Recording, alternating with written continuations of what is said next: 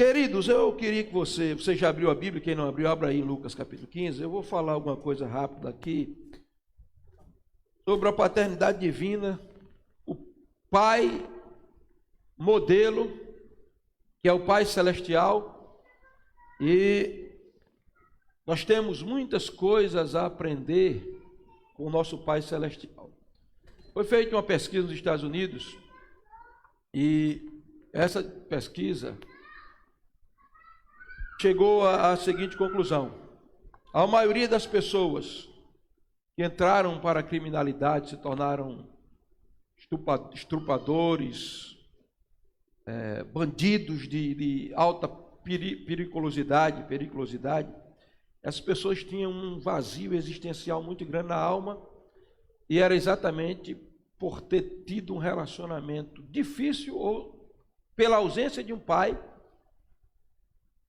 E esses sentimentos malignos que os levaram a descer ao nível do animalesco dominou a vida deles. Então, Lucas capítulo 15,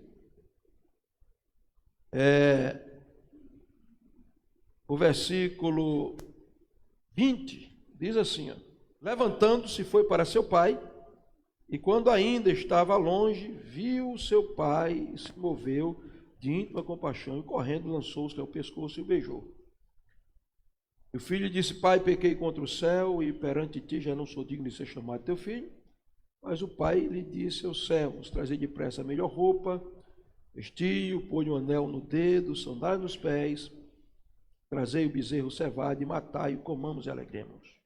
Este meu filho estava morto e reviveu, tinha sido perdido e foi achado, e começaram a alegrar-se. E o filho mais velho estava no campo, e quando veio, chegou-se a casa, ouviu a música e as danças. Hoje é o dia dos pais, tem muitos pais aqui. Eu sou pai de uma filha, você avô agora no final do ano, graças a Deus. Sou pai de um filho, e eu sempre quis passar para os meus filhos a marca de um pai que, em primeiro lugar, seguiu o paradigma, o modelo, o exemplo do Pai Celestial. Nesse texto que eu li para vocês, o pai do filho pródigo é uma representação de Deus.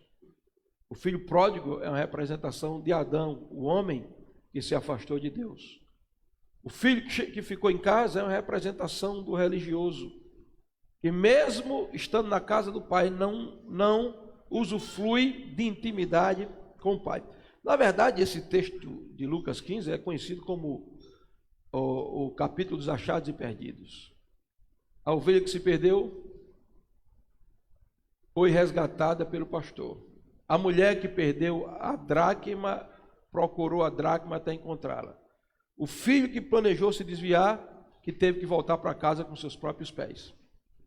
Mas o filho nunca vai deixar de ser filho. Então quero trazer algumas lições aqui que esse pai do filho pródigo, a exemplo do nosso Pai Celestial, tem para nos dar, para que eu e você que tem filhos pequenos, você que está criando seu filho, ou você que já criou seu filho, aprenda com o pai do filho pródigo, que é uma figura de Deus, porque Deus pode ser Deus para o mundo inteiro, mas para você individualmente, você tem que vê-lo como pai. Tem muita gente que teve um relacionamento terrível com o pai, e por isso não consegue ver Deus como pai, nunca experimentou o amor paternal de Deus. Quando fala, ele não consegue nem dizer pai como Deus, porque trava tudo dentro dele. Mas aprenda que Deus é seu pai, se liberte desses traumas, desses sentimentos que acompanham você até hoje por causa de um relacionamento difícil com seu pai. Saiba que aquilo que seu pai físico não fez por você, o amor que ele não te deu, a carência que deixou esse vazio dentro de você, isso tudo pode ser preenchido com o Pai Celestial. E esse Pai, na pessoa do Pai do Filho Pródigo, esse Pai Celestial, ele vai nos ensinar algumas coisas. A primeira coisa que você que é pai precisa aprender com o Pai do Filho Pródigo, eu não vou pregar, né? Estou só trazendo uma palavra. é que o pai nunca perde o filho de vista. Olha o que diz o versículo 20. Levantando-se foi para o seu pai, e quando ainda estava longe, viu seu pai. O pai viu de longe, o pai conheceu de longe, o filho vinha esfarrapado, sujo, cabeludo, barbudo, irreconhecível, não parecia mais filho, mas de longe o pai olhou assim, visualizou e disse: é ele. Eu jamais vou esquecer do meu filho, do andar, do jeito. Então, pais, não percam os seus filhos de vista. Tem muita gente que está perdendo os filhos de vista. Não estão observando. O filho entra em casa, ele não sabe de onde veio.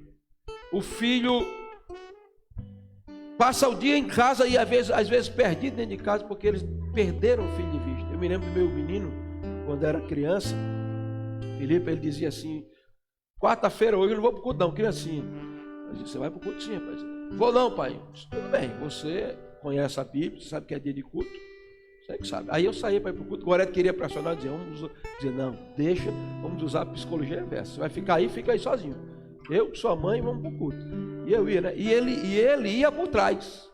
E ele achava que eu não estava percebendo. Então ele vinha ficar por trás de um muro e ficava olhando assim, olhava de olho, continuava andando. Ele corria, olhava assim, eu continuava andando. Daqui a pouco eu chegava no culto, ele já tinha vindo.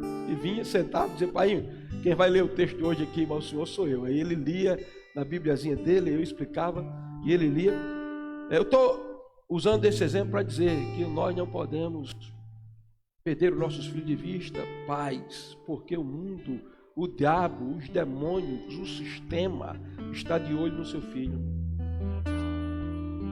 Não perca o seu filho de vista. A segunda coisa que a gente aprende aqui com o pai do filho pródigo é que quando ele vem, olha o que acontece. O texto diz que ele é movido de íntima compaixão e ele tem pressa em encher o filho de carinho. Diz que ele, correndo, lançou seu pescoço e beijou. Quantos pais que não sabem expressar carinho aos filhos, não beijam os filhos, não abraçam os filhos, nem oram abraçados pelos filhos. Por quê? Porque não tiveram carinho do pai terreno. Ninguém dá o que não recebeu. Mas deixa eu dizer uma coisa para você: o carinho que teu pai terreno não te deu, o teu pai celestial te dá todos os dias. Aprenda esse nível de relacionamento. Orar, irmãos, é muito mais do que palavra. Quantas vezes no meu tempo devocional com Deus eu não digo nada, eu só faço dizer: me beija, Senhor, me abraça, e eu sinto os beijos, eu sinto os abraços. Isso nos restaura, isso nos fortalece, isso nos renova, isso nos dá ânimo para continuar a viver. A adoração. Eu nunca deixei, eu sempre recebi muito carinho de Deus. Meu pai físico me ensinou os caminhos do Senhor, me deu carinho também, mas de Deus eu nunca deixei de receber tanto carinho. E eu graças a Deus, soube expressar do meu filho até antes dele sair de casa, né? Eu chegava para orar para ele todo dia, orava abraçado, chorando. E ele depois dizia: pô, pai, está muito calor, pelo amor de Deus, esse homem é orando direto. Mas eu era lá desde criança. Então, pai, dê carinho ao seu filho. Não deixe ele ficar com uma lacuna, uma necessidade de precisar ir para as drogas, de precisar ir para o álcool, para o mundo, porque ele não recebeu atenção dentro de casa, ele nunca foi beijado, porque um beijo liberta, um abraço sara. Eu já disse a vocês que um dia eu estava orando, eu estava conversando com um rapaz e eu olhei para ele assim, ele era usuário de droga. Deus abriu meus olhos espirituais, eu vi o rosto dele como o olho de um demônio. Um rosto deformado, parecia um monstro. Eu fiquei calado, não disse nada. Ele estava começando a entrar no evangelho. Aí quando um dia eu estava sentado no sofá da minha casa, e ele sentado do meu lado, eu olhei para ele. Quando eu olhei, o Espírito Santo disse: abrace ele. E quando o Espírito Santo disse isso, a unção veio, e eu obedeci o Espírito Santo. Quando eu abracei aquele rapaz, ele começou a chorar. Chorou. Depois que ele parou, conseguiu se controlar, ele olhou para mim. Eu não era pastor ainda. Ele disse: Cleófas, eu nunca me senti tão amado na minha vida. Meu pai, minha mãe e meus irmãos nunca me deram um abraço. Deus o libertou. E um dia eu ia para a igreja, 5 horas da manhã ele já estava vindo. Eu tinha pego a chave, não era aqui não, era igrejinha pequenininha. E quando eu ia entrando na igreja, aquele moço que eu vi com o rosto deformado de um demônio, eu olhei para ele, o olho dele estava brilhando. Porque Não existe nada mais poderoso para curar uma alma ferida do que um abraço ou um beijo de alguém que está cheio do amor de Deus. Amém? E eu vou terminar dizendo: pai, encontre motivo para fazer festa com seu filho sempre. Faça do seu dia a dia uma festa. Sabe como foi que meus meninos aprenderam a Bíblia? Eu fazendo festa com eles. Vamos brincar de dedonha, Felipe. E às vezes ele quem dizia: pai, vamos brincar de dedonha. A gente estava na rede, eu dizia Abel, ele dizia Adão. Eu dizia Ana, ele dizia Abraão. Eu dizia Balaão, ele dizia Balaque. Eu dizia Davi. E assim ele dizia, e assim ele aprendeu praticamente todos os personagens principais da Bíblia, brincando. Eu ia brincar com ele dizia: vamos brincar de desenhar. Aí vamos desenhar o quê? Vamos desenhar um cachorro. Ele desenhava um cachorro feio, rapaz. Aí eu dizia: meu filho, que cachorro lindo. E fazia aquela festa. Ele ficava assim, dizia: não, o senhor está dizendo que o senhor é meu pai. O cachorro que o senhor desenhou é mais bonito do que o que eu desenhei. Aí chorava, eu dizia: não, meu filho. Mas eu sempre fiz uma festa com meus filhos. Eu ensinei a meus filhos a amarem a palavra, brincando, irmão, fazendo festa da noite. Às vezes eu cansado, querendo dormir. Tem que contar a história. Aí eu ia lá, Gorduchinho, Magricela, Rabizaque e os assaltantes. Mas os assaltantes, quando ia assaltar, isso se criava. Gorduchinho, Magricela, lá vinha um anjo Miguel com a espada de fogo, como um raio, rasgando o céu. Eles ficavam muito admirados e riam. Dormiam assim. Ontem eu tive o privilégio de ver meu filho trazendo uma palavra sobre oferta e dízimos lá em Luiz Eduardo Magalhães, hein? Meu genro mandou o vídeo, disse: pai, Felipe pregou demais, e mandou o vídeo, e ele falando aqueles pontos lá do texto. Dízimo faz de aliança, porque Abraão deu, Abraão comeu pão e vinho com Melquisedeque, tipo da ceia do Senhor. Dízimo fala de fidelidade, Abraão deu tudo, deu dízimo de tudo. E assim, e falando, e eu babando, né? Como Deus fica babando pra gente também. Então faça uma festa. Foi o que o pai de filho pródigo fez: protegeu o filho com a roupa, renovou a aliança colocando o anel, devolveu a herança, calçando ele os pés. Mas diz que ele fez uma festa e disse: alegremos-nos, comemos, traz o bezerro cevado, traz os instrumentos, todo mundo vai dançar, porque o texto está dizendo aqui que ele dançar. Essa é a demonstração da alegria do Pai Celestial, quando celebra e pula e salta, e os anjos dançam lá no céu por uma alma que se converte.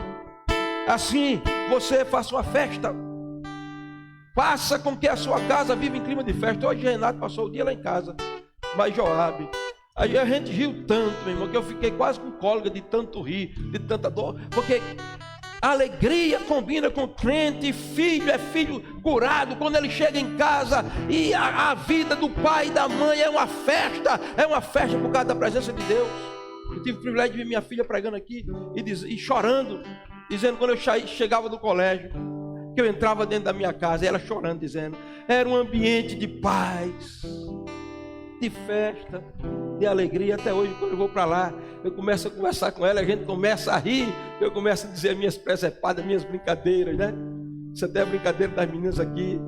E ela riu muito, eu disse: olha, vou orar por vocês, não se preocupe, Deus vai dar um homem de Deus a vocês, homem cheio do Espírito Santo, uma bênção. Agora, feio de doer, feio não, pastor, pelo amor de Deus, brincadeira, né? Queridos pais, você tem um pai modelo. Deixa o teu relacionamento com o teu Pai Celestial crescer em nível de intimidade, ao ponto de teus filhos olharem para você e verem em você o brilho do teu Pai Celestial.